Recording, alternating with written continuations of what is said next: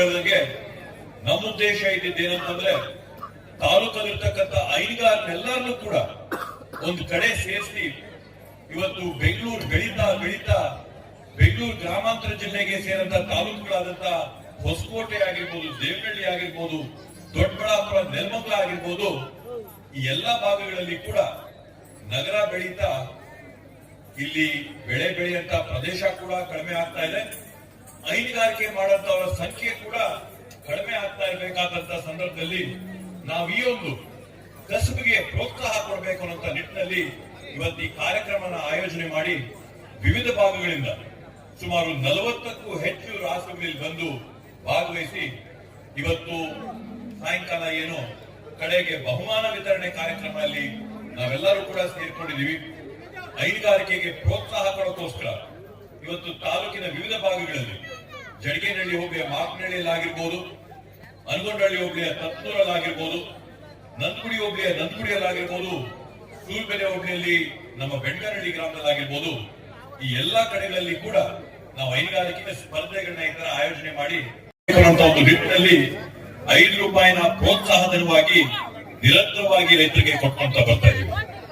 ಅದೇ ರೀತಿಯಲ್ಲಿ ಇವತ್ತು ಬಂದಂತ ಸಂದರ್ಭದಲ್ಲಿ ರೈತರು ಮತ್ತೊಂದು ಮನವಿ ಮಾಡಿದ್ರು, ನಮ್ಗೆ ಇನ್ನ ₹7 ಇವತ್ತು ಬೆಲೆ ಏರಿಕೆಗಳ ಹಿನ್ನೆಲೆಯಲ್ಲಿ ಹೈನುಗಾರಿಕೆನ ನಾವು ಲಾಭದಾಯಕವಾಗಿ ಮಾಡ್ಬೇಕಂತಂದ್ರೆ ಇನ್ನೂ ₹7 ನಮಗೆ ಬೇಕಾಗಿದೆ ಅಂತ ಹೇಳಿ ಮನವಿ ಮಾಡಿದರೆ ಈ ಒಂದು ಸಂದರ್ಭದಲ್ಲಿ ರೈತರೆಲ್ಲರಿಗೂ ಕೂಡ ನಾನು ಆಶ್ವಾಸನೆ ಕೊಡ್ತೀನಿ, ನಾನು ತಮ್ಮೆಲ್ಲರ ಜೊತೆಗೆ ನಿಂತು ಸರ್ಕಾರದ ಗಮನಕ್ಕೆ ತಂದು ಈ ₹2 ಹೆಚ್ಚಿಗೆ ಏನ್ ರೈತರು ಮನವಿ ಮಾಡ್ತಾ ಇದ್ರ ಅದನ್ನ ತಮ್ಮ ಕಡೆಗೆ ತರಂತ ಕೆಲಸಕ್ಕೆ ಏನ್ ಮಾಡ್ಬೇಕೋ ಅದಕ್ಕೆ ನಾನು ತಮ್ಮ ಜೊತೆಗಿನಂತ ಈ ಒಂದು ಸಂದರ್ಭದಲ್ಲಿ ಆಶ್ವಾಸನೆಯನ್ನ ಕೊಡ್ತಾ ಅದ್ದೂರಿಯಾಗಿ ಇವತ್ತು ಈ ಕಾರ್ಯಕ್ರಮನ ಆಯೋಜನೆ ಮಾಡಿದ್ದಾರೆ.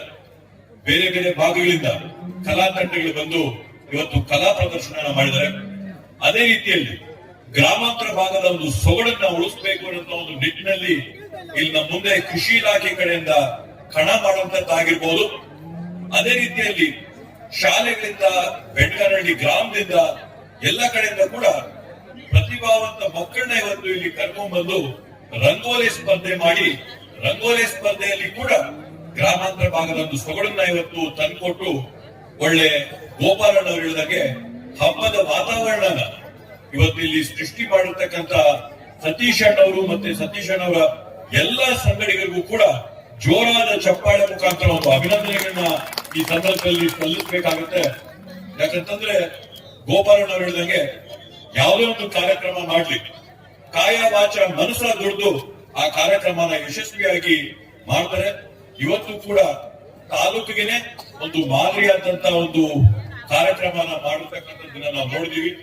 ನಮ್ಮ ಒಂದು ಸೌಭಾಗ್ಯ ಏನಂತಂದ್ರೆ ಹೊಸಕೋಟೆ ತಾಲೂಕಲ್ಲಿ ನಮ್ಗೆ 3 ಹಾಲು ಉತ್ಪಾದಕರ ಸಹಕಾರ ಸಂಘಗಳ ನಿರ್ದೇಶಕರುಗಳು ಇವತ್ತು ನಮ್ಮಲ್ಲಿ KMA ಮಂಜು ಅವರಾಗಿರ್ಬೋದು, LNT ಮಂಜು ಅವರಾಗಿರ್ಬೋದು, ಸತೀಶ್ ಅವರಾಗಿರ್ಬೋದು, ಇವರೆಲ್ಲರೂ ಕೂಡ ಸೇರ್ಕೊಂಡು ಹೈನುಗಾರಿಕೆಗೆ ಯಾವ್ಯಾವ ರೀತಿಯಲ್ಲಿ ನಾವು ಪ್ರೋತ್ಸಾಹನ ಕೊಡ್ಬೋದು, ಹೈನುಗಾರಿಕೆ ಮಾಡೋರಿಗೆ ಯಾವ್ಯಾವ ರೀತಿಯಲ್ಲಿ ನಾವಿವತ್ತು ಕಸಬನ್ನ ಲಾಭದಾಯಕವಾದಂತ ಕಸಬಾಗಿ ಉಳಿಸ್ಕೊಂಡು ಹೋಗ್ಬೋದು ಅನ್ನೋ ಒಂದು ನಿಟ್ಟಿನಲ್ಲಿ ನಿರಂತರವಾದಂತ ಒಂದು ಪ್ರಯತ್ನದಲ್ಲಿ ಅವರವರ.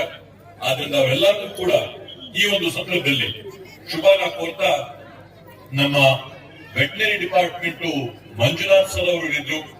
ಇವತ್ತು ನಮ್ಗೊಂದು ಹೆಮ್ಮೆ ಏನಂತಂದ್ರೆ ತಾಲೂಕಲ್ಲಿ ನಮ್ಗಿರ್ತಕ್ಕಂಥ ಪ್ರತಿಯೊಂದು ಆಸ್ಪತ್ರೆಯಲ್ಲೂ ಕೂಡ ನಮ್ಗೆ ಯಾವುದೇ ಒಂದು ಸಿಬ್ಬಂದಿಯ ಕೊರತೆ ಇದೆ.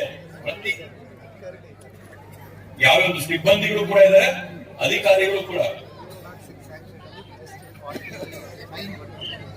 ಎಲ್ಲ ಅಧಿಕಾರಿಗಳೆಲ್ಲರೂ ಇದ್ದಾರೆ. ಎಲ್ಲ ಅಧಿಕಾರಿಗಳು ಎಲ್ಲ ಆಸ್ಪತ್ರೆಗಳಲ್ಲಿ ಕೂಡ ಇವತ್ತು ನಮ್ಗೆ ಸಿಬ್ಬಂದಿಗಳ ಕೊರತೆ ಇದೆ. ಬಟ್ ಅದನ್ನು ಕೂಡ ಮುಂದಿನ ದಿನಗಳಲ್ಲಿ ಸರ್ಕಾರ ತುಂಬಿಸಂತ ಕೆಲಸನ ಮಾಡುತ್ತೆ.